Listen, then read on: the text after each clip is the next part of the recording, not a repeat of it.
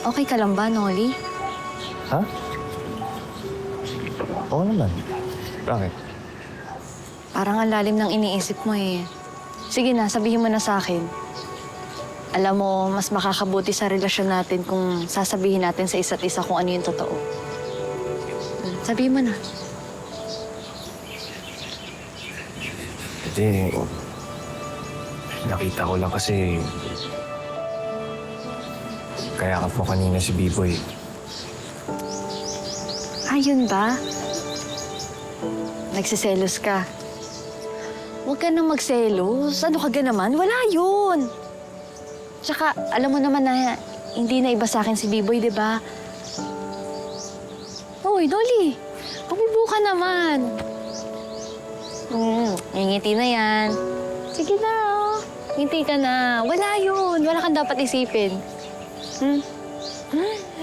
Uy, ngiti na yan.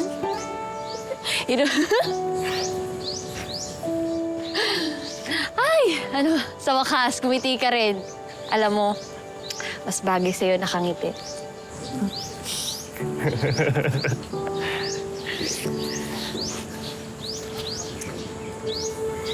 Nolly,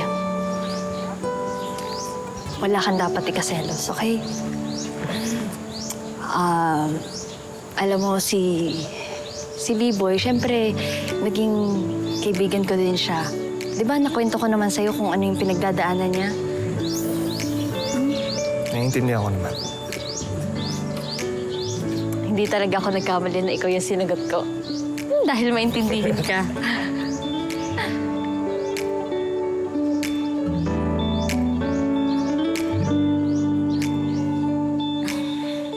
Sana po ay bigyan niyo ng katatagan si Kuya B-Boy at ang kanyang pamilya dahil sa mga nangyayari ngayon sa kanila.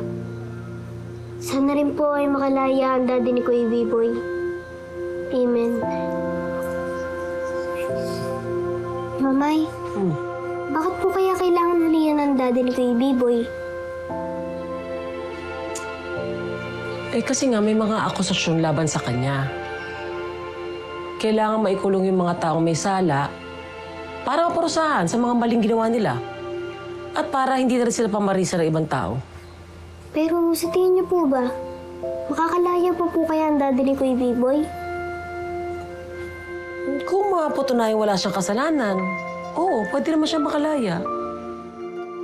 Alam kong mabigat ang kaso ng tatay ni Kuya B-Boy.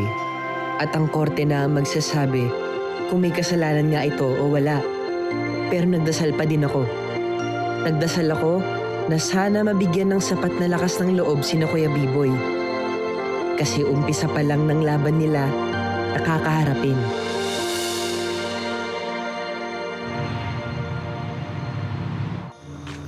Ay, so makabiyahin na. B-Boy, Ay, Sir Victor, ano po sa atin? alam ko hindi tayo masyado nakakapag-usap pero alam ko mabait ka. Kasi lagi ka nakakwento sa akin ni Nino. Kayo rin ho, lagi kayong binibida nun sa akin ni Nino. Balitaan ko nga pala yung nangyari sa'yo, ha?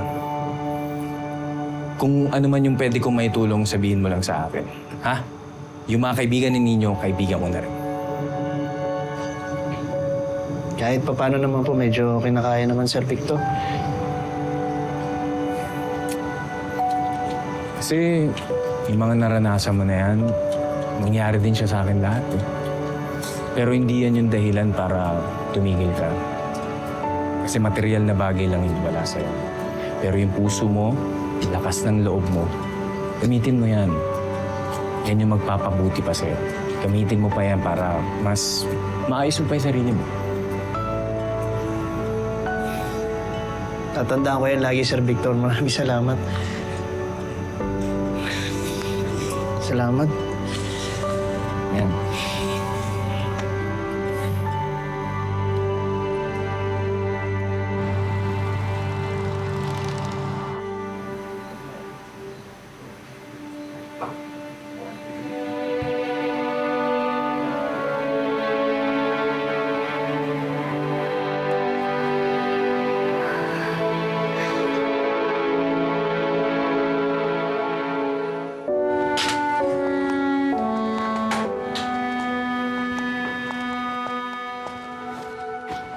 Mami. Pahinga ka na. Dadalaw pa tayo bukas kay Daddy sa presinto.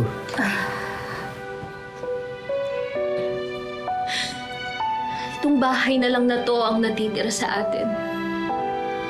Buti at nakapangalan pa to sa unang may-ari. Mami. Gagawin ko ang lahat, okay? Naniniwala kong walang kasalanan ng Daddy. Alam natin kung gaano siya responsable bilang ama at bilang tao. Kaya naniniwala ako, mapapatunayan natin na wala siyang kasalanan. Hindi ko alam kung bakit tayo pinaparusahan ng Diyos ng ganito. Mami. Kung may natutunan ako dito sa Bukong Liwayway mula kay Lolo Mars, yun ay, ang lahat ng ito ay may dahilan. Lahat ng nangyayari ito, Mami, may gustong sabihin ng Diyos.